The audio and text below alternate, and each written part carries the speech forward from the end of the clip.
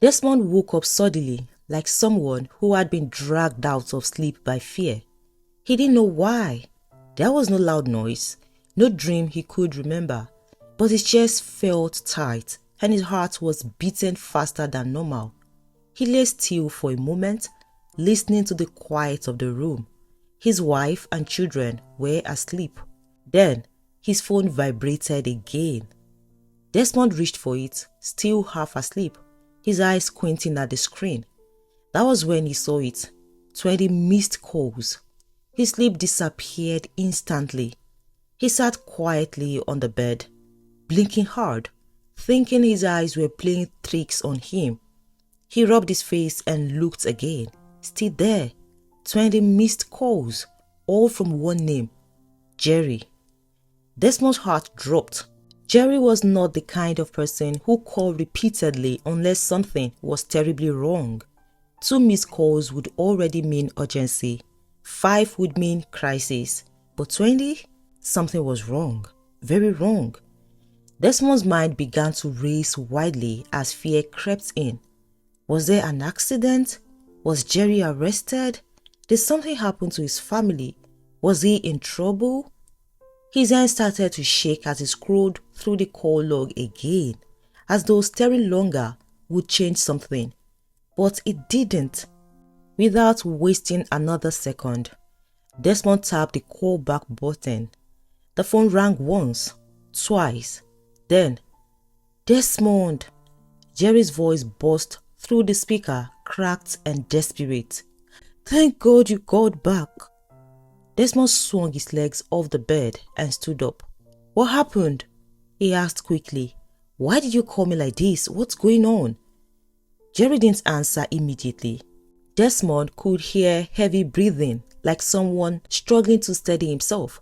Then, a low sound, almost like a sob. "I'm not okay," Jerry said at last. "I'm really not okay." Desmond felt a chill crawl up his spine. "What do you mean you are not okay?" he asked. Another pause.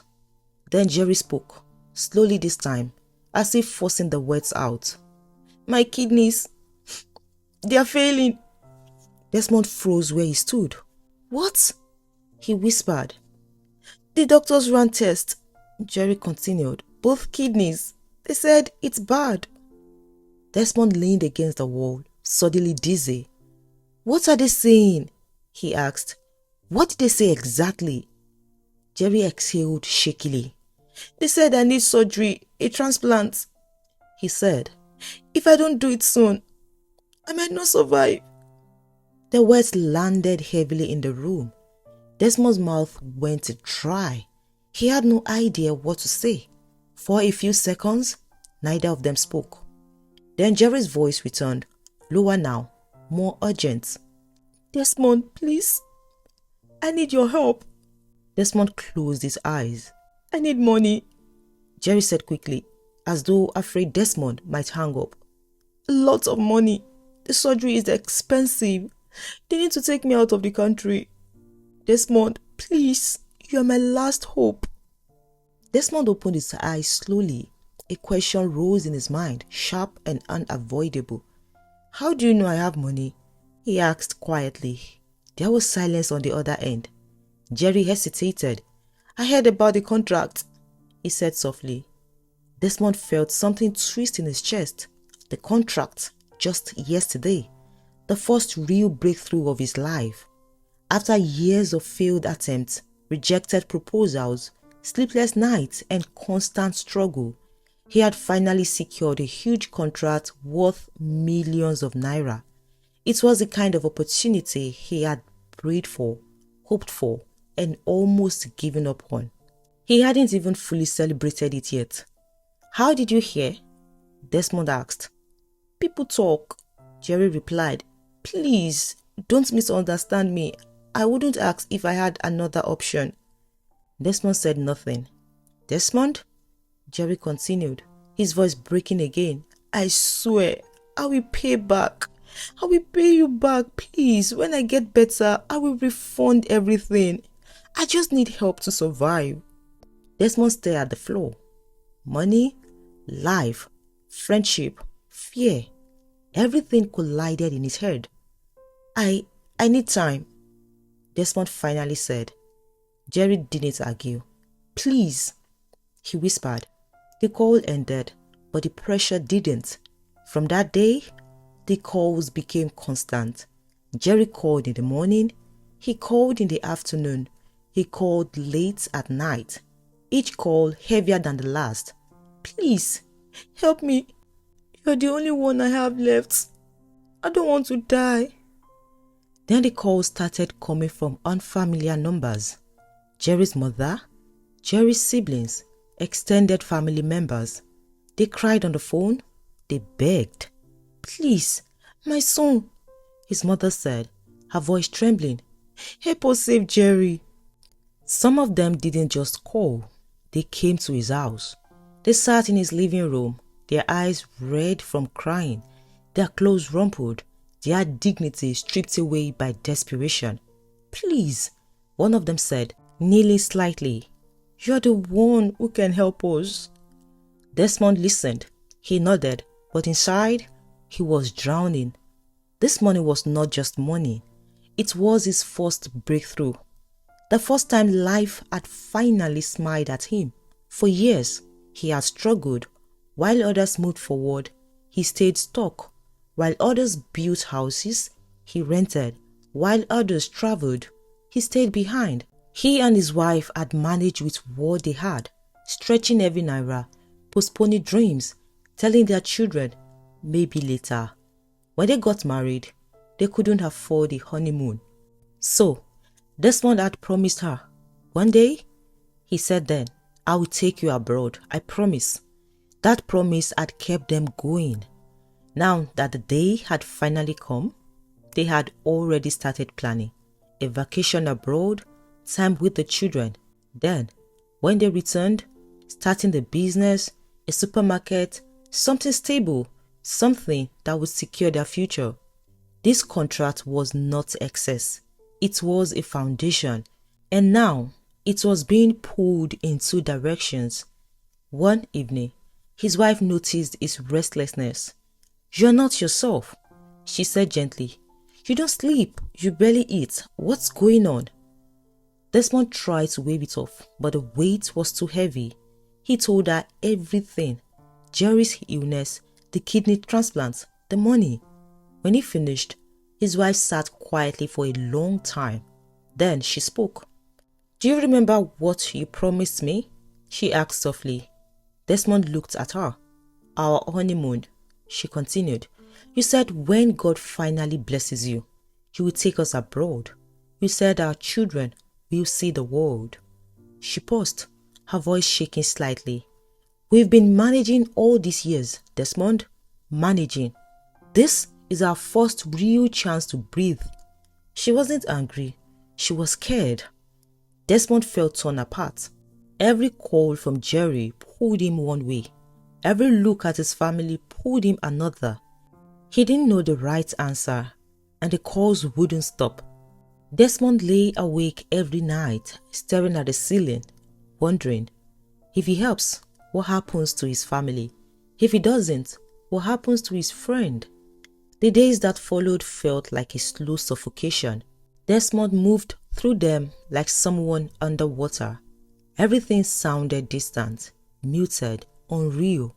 At work, people congratulated him again and again about the contract. They shook his hand. They called him lucky. Some even joked that his life had finally changed. He smiled when he was supposed to, but inside, his chest felt tight. Every congratulatory word felt like mockery, because each time his phone vibrated in his pocket, his heart jumped, not with joy, but fear. Jerry, always Jerry. Sometimes Desmond would stare at the ringing phone until it stopped. Other times, he would pick up and say nothing, listening as Jerry spoke. Desmond, they said the dialysis isn't working anymore. Desmond, the doctor says time is running out. Desmond, please, even part of the money, anything, please. Each call chipped away at him. At night, he lay beside his wife, counting imaginary figures in his head. The cost of the surgery, the travel expenses, hospital bills, accommodation abroad, medication after the transplant. The numbers were terrifying. This wasn't a small loan. This wasn't help you give and forget. This was the kind of money that could either save a life or destroy a future. One afternoon, Jerry's elder sister came again. She didn't sit this time. She stood, clasping her hands together like someone praying. "Desmond," she said, her voice trembling, "we know this is not easy, but if Jerry dies, we won't forgive ourselves." Desmond felt something twist inside him. "If you help him," she continued, "God will bless you more." That sentence stayed with him. God will bless you more. But what if this was already the blessing? What if this contract was the answer to years of prayer? What if giving it away meant starting all over again? The confusion did not leave Desmond. If anything, it grew heavier with each passing day. Jerry called in the morning, his voice weak, dragging out each word as if it cost him strength to speak. He called in the afternoon, sounding more desperate, asking the same question in different ways. He called at night when fear sat closest to his heart. "Desmond, have you decided? Please, don't forget me. I don't want to die." At home, the tension was thick. He spoke about it to his wife almost every day, sometimes hoping she would suddenly change her mind, sometimes just trying to share the weight so it wouldn't crush him alone. But she didn't change her mind. Each time he brought it up, she listened quietly, then shook her head. "I can't support that decision," she said firmly one evening. "Not with everything we've been through." Then she said something that made Desmond pause. "Have you forgotten who Jerry really is?" Desmond looked at her. "When Jerry had money," she continued, "did he ever help you?" Her question hung in the air. Memories began to surface, slow and unwanted. Jerry and Desmond had been friends since childhood. They grew up on the same streets, attended the same schools, shared the same dreams. Back then, they were inseparable.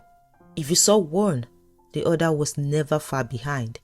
They promised each other big things when they were younger: success, comfort, a life better than the one they grew up in. Years later, Jerry was the first to break through. He stumbled into crypto trading early, back when few people understood it. At first, he lost money like everyone else. But then, one day, something changed. One trade turned into another. Small profits grew into big ones. Then suddenly, Jerry hit a huge amount. Money started flowing. Jerry became confident, louder, flashier. He dressed better, drove better cars, moved with a new sense of importance. He talked like someone who believed life had finally bowed to him. And Desmond was happy for him, truly happy. Jerry didn't hide his success. He brought Desmond along, to clubs, to restaurants, to lounges Desmond would never have entered on his own. They ate expensive food, drank expensive drinks, and laughed like boys who had escaped poverty. But it was always Jerry paying, always Jerry choosing, always Jerry deciding. Jerry loved to say, "Don't worry, bro. Money will always come." He believed it because for him, it kept coming. Jerry also taught Desmond how to trade. He explained the charts, trends, strategies. He made it sound simple. "Just be patient," he always said. "When it clicks, it clicks." Desmond tried. He tried again and again. But for him, it was loss after loss. Every small capital he gathered disappeared into trades that went wrong. Each time he lost, he would call Jerry, frustrated and confused. "Jerry, how is it working for you and not working for me?" he would ask. Jerry always had the same answer. "Relax, it's timing. I lost too when I started." Desmond wanted to believe him, so he kept trying. At some point, desperation crept in. Desmond wanted to start a small business, something stable, something outside trading. He went to Jerry. "Jerry, please just help me with a loan," he pleaded one day. "I'll pay you back." Jerry smiled, patted his shoulder. "Don't worry, I'll give you," he said. Weeks passed, months, years. The help never came. Instead, Jerry kept posting online, trips, cars, expensive dinners. Desmond watched quietly, telling himself his time would come. Eventually, after losing almost everything he had in trading, Desmond sat down one night and admitted the truth to himself. "This thing is not for me." He stopped trading. He returned fully to engineering work, waking early, coming home tired, doing what he could do to feed his family. That was the path that eventually led him to the contract, the one that changed everything. And now, just when that breakthrough finally arrived, Jerry was sick. The irony was painful. Jerry had spent freely, believing money would always return. He never planned for sickness, never prepared for a day when trading would stop working. Now, he had nothing, and he needed the exact thing Desmond had just received: money. Desmond's wife brought all this back to him. "You struggled for years," she said quietly. "You begged him once. He didn't help. Now when life finally smiles at you, he wants to take everything." Desmond didn't answer. Her words hurt because they were true. But Jerry was also his friend, his childhood friend. The one who laughed with him when they had nothing. The one who shared dreams with him. That mattered too. The pressure increased. Jerry's family kept calling. Some of them came again, kneeling this time. "Please," they begged. "We'll return it, we swear." Desmond nodded, but his mind was spinning. This money wasn't sitting idle. He and his wife had already planned it carefully. A 1-month vacation abroad with the children. Then, once they returned, they would start a supermarket business. This was not luxury. This was survival. And yet, how do you tell a dying friend that? One evening, after another long day of calls and silence, Desmond drove home slowly. His head ached. His chest felt heavy. He turned on the radio without thinking. A preacher's voice filled the car. "Love is not convenient," the preacher said. "Real love costs something. If you only help when it is easy, then you are not loving, you are protecting yourself." Desmond tightened his grip on the steering wheel. "God calls us to help others," the preacher continued, "not because they deserve it, but because love demands it." Desmond felt his heart beat faster. "Help your neighbor," the voice continued. "Help your friend. Even help those who failed you. That is what separates love from selfishness." Desmond swallowed hard. He parked the car and sat there for a long time after the sermon ended. Images flooded his mind. Jerry laughing in clubs when he was rich. Jerry promising help that never came. Jerry telling him, "Relax, money will come." And now Jerry was the one begging. The words struck deep. His wife's face filled his mind. Then his children's. He realized something terrifying. No matter what he chose, someone would suffer. And he was the one holding the choice. That night, Desmond lay awake, staring at the ceiling, the phone beside him, waiting, thinking, afraid. For days after that, he went back and forth in his mind. One moment, he was convinced helping Jerry was the right thing. The next moment, fear took over. What if Jerry didn't survive the surgery? What if the money disappeared with no result? What if his own family went back to struggling? What if this was the only chance he would ever get? His wife watched him closely. She didn't shout. She didn't force him. But each time he mentioned Jerry, she reminded him gently of their plans. Our children deserve stability, she said. That word stayed with him. For days, Desmond did nothing but think. 3 days passed, then 4, then almost a week. Every morning, he woke up with the same tight feeling in his chest. Every night, he went to bed with unanswered questions spinning in his head. Jerry's cold had slowed, not because the problem was solved, but because Jerry had grown weak. Sometimes, the calls came late at night. Sometimes, they didn't come at all. Desmond told himself he needed time. Time to think clearly, time to protect his family, time to make the right decision. But the truth was, time was making the decision for him. One morning, his wife brought out their passports and travel documents. Everything had already been prepared. Right from when the contract was confirmed, tickets booked, accommodation paid for, plans made with excitement and hope. "We are leaving tomorrow," she said quietly. Desmond nodded. He didn't say much. The next day, they were at the airport. The place was busy, noisy, alive. People laughed, dragged luggage, hugged loved ones goodbye. Children ran around in excitement. Announcements echoed from speakers above. Desmond stood there with his family, holding his children's hands, watching them stare around with wide eyes. This was their first time traveling out of the country, something he had promised himself for years.